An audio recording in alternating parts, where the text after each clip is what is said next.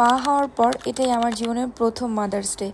আর এটা যে এত বেশি স্পেশাল হয়ে উঠবে আমি কখনোই ভাবতে পারিনি। আমার মেয়ের বয়স মাত্র কয়েকদিন, এর মধ্যে ওর হাত থেকে মাদার্স ডে তে ফুল পাবো এটা আমি আশাই করিনি। কিভাবে ওর হাত থেকে আমি ফুল পেলাম সবকিছু নিয়ে থাকছে আজকের ব্লগ। আসসালামু আলাইকুম, hello everyone, this is Sylvie and I am from SRS Raised by Sylvia and Rifat. I hope you all are doing good. মা হওয়ার পর মায়েদের প্রতি শ্রদ্ধা হাজার গুণে বেড়ে গিয়েছে। সেদিন আমার আব্বু হঠাৎ করে এই ফুলের তোড়াটা নিয়ে আসে এবং রাহার হাত দিয়ে বলে কি তোমার মাকে দাও, হ্যাপি মাদার্স ডে বলো। এখন তো ও খুবই ছোট, বাট এই মোমেন্টটা আসলে খুবই সুন্দর ছিল। এক সময় বাবা আমাকে অনেক ফুল কিনে দিতেন, আজ নাতনির হাত দিয়ে দিলেন। জীবন সত্যিই সুন্দর। এই ছোট ছোট মোমেন্টগুলো জীবনকে আরো বেশি সুন্দর করে দেয়। শুধু আমার জন্য ফুল নয়, রাহার জন্য সরিষা বালিশ দেন, বাউন্সার অ্যান্ড অলসো হচ্ছে একটা বেবি ক্যারিয়ার ব্যাগ নিয়ে আসেন। এটা হচ্ছে সরিষা বালিশ। অনেকেই ছবিতে দেখে জানতে চেয়েছেন, তাই আজকে ডিটেলসে বলে দিলাম। সরিষা বালিশ কোন পেজ থেকে নিয়েছে বা প্রোডাক্টগুলি কোথা থেকে নিয়েছে কেউ আমাকে জিজ্ঞাসা করবেন না, বিকজ আমি জানি না। আব্বু নিজে অনলাইন থেকে অর্ডার করে এগুলা আনে। তো এগুলার বিষয় হচ্ছে আমি বলতে পারবো না।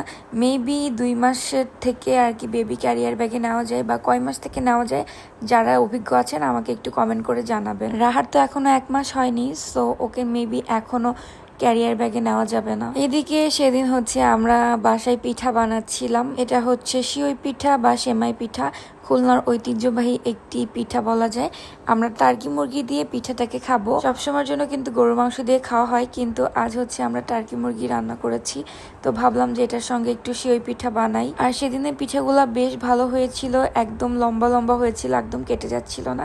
এটা বেসিক্যালি এরকমই হয়। আমার আজকের ভিডিওটি কে কোন জেলা থেকে দেখছেন অবশ্যই কমেন্ট করে জানাবেন। এই পিঠাটা খেতে আমার বরাবর খুবই ভালো লাগে। অনেকে আমার কাছে রেসিপি চাইবেন, আমি রেসিপি কিন্তু এই ভিডিওর কমেন্ট সেকশনে দিয়ে দিব, কারণ আমি 2টা ডিটেলসে ব্লগ ভিডিও বানিয়ে রেখেছি, যেটা অলওয়েজ আমি হচ্ছে শেয়ার করে থাকি।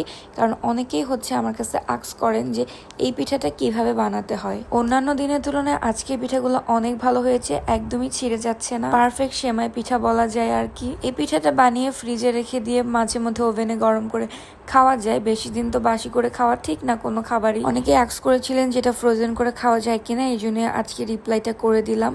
রিফা তো আগে কোনোদিন এই পিঠা খায়নি, তবে আমার সঙ্গে এই বাসায় আসার পর থেকে রিফা তো এটা খাওয়ার সাথে অভ্যস্ত হয়ে গিয়েছে। আর এটা তো বরাবরই আমার খুবই পছন্দের পিঠা, ছোটবেলা থেকে আমরা এটা খেয়ে আসতেছি আর কি। এরই মাঝে আরেকটা কমেন্টে রিপ্লাই করে ফেলি। এই যেই বেডের মশারিটা দেখতে পাচ্ছেন, এটার নাম অ্যাকচুয়ালি কি আমি জানি না।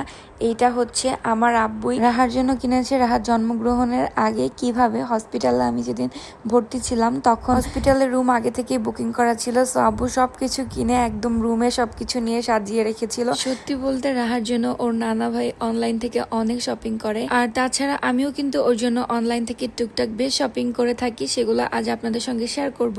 আমার কাছে রিসেন্টলি প্রায় কমেন্ট আসে যে আপু নিউবর্ন বেবিদের জন্য আপনি কোথা থেকে ড্রেস কিনেন, একটা ভালো পেজ সাজেস্ট করেন।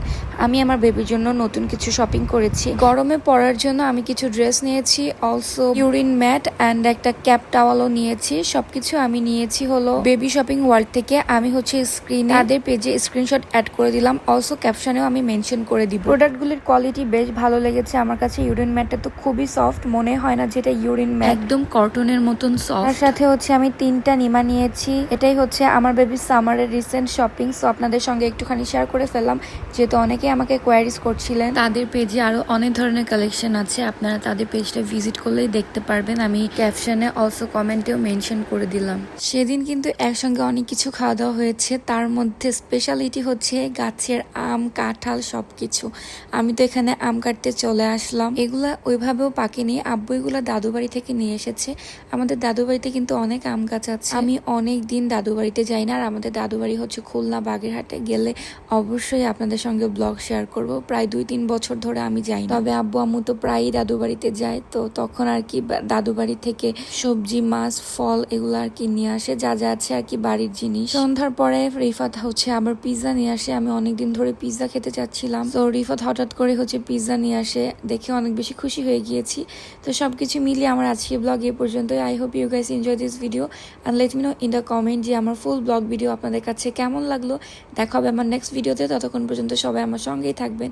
Thanks for watching my video. আল্লাহ হাফেজ।